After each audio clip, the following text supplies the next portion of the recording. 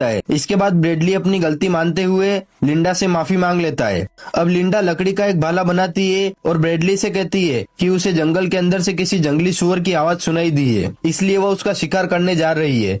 यह काम जितना मुश्किल है उतना ही जोखिम भरा भी है, इसलिए ब्रेडली को यकीन नहीं होता कि लिंडा ऐसा कर पाएगी। लेकिन लिंडा पूरी हिम्मत के साथ उस जंगली सुअर का पीछा करती है और आखिरकार उसका शिकार करने में सफल हो जाती है। इसके बाद दोनों रात को भरपेट खाना खाते हैं। अगली सुबह एक बार फिर लिंडा जंगल के अंदर खाने की तलाश में निकल पड़ती है। तभी उसे समंदर में दो चट्टानों के बीच एक बोट दिखाई देती है। वह जोर से चिल्लाने वाली होती है, लेकिन अगले ही पल खामोश हो जाती है। ऐसा लगता है जैसे वो यहाँ से निकलना ही नहीं चाहती। दरअसल वह हमेशा सर्वायर शो देखा करती थी और उसका हिस्सा बनना चाहती थी। अब पहली बार उसे असल जिंदगी में वही सब कुछ जीने का मौका मिला था। इसके बाद वह लड़की वापस ब्रेडली के पास लौट आती है, लेकिन ब्रेडली को बोट के बारे में कुछ भी नहीं बताती। ब्रेडली कहता है कि उन्हें यहाँ से निकलने का कोई रास्ता ढूंढना होगा। इस पर लिंडा कहती है कि इतने बड़े समंदर को पार करने के लिए उनके पास कोई साधन नहीं है। फिलहाल सबसे जरूरी बात यही है कि वे दोनों किसी तरह जिंदा रहे, ताकि जब भी कोई मदद के लिए आए तो यहाँ से निकल सके। लेकिन अब ब्रेडली को लगने लगता है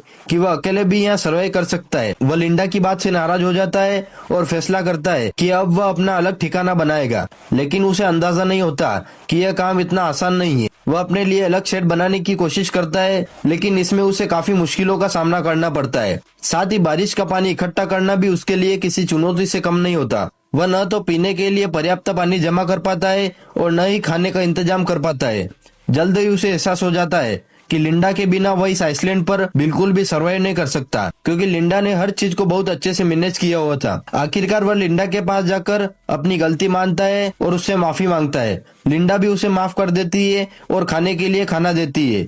यहीं से इन दोनों के रिश्ते में एक नया मोड़ आता है और धीरे धीरे इनके बीच अच्छी दोस्ती हो जाती है। अब ब्रेडली को भी समझ आ चुका होता है कि लिंडा के अंदर एक खास टैलेंट है। तभी लिंडा उसे कहती है कि वह उसे एक खास जगह दिखाना चाहती है। इसके बाद वह ब्रेडली को चट्टानों के ऊपर एक ऐसी जगह लेकर जाती है जहाँ से चारों तरफ फैले समुद्र का एक बेहद खूबसूरत नजारा दिखाई देता है। वहीं वह ब्रेडली को कुछ बेरीज दिखाकर बताती है कि यह जहरीली है, इसे कभी मत खाना। इसके अलावा वह ब्रेडली को जंगल के उस हिस्सों में भी जाने से मना करती है जो बहुत ज्यादा घना है। वह बताती है कि वहाँ जहरीले कांटे हैं और अगर वे वहाँ गए तो बुरी तरह फंस सकते हैं। अब जब यह दोनों नीचे की तरफ लौट रहे होते हैं, तभी अचानक लिंडा का पैर फिसल जाता है और वह चट्टान से लटक जाती है। उसके नीचे गहरी खाई होती है।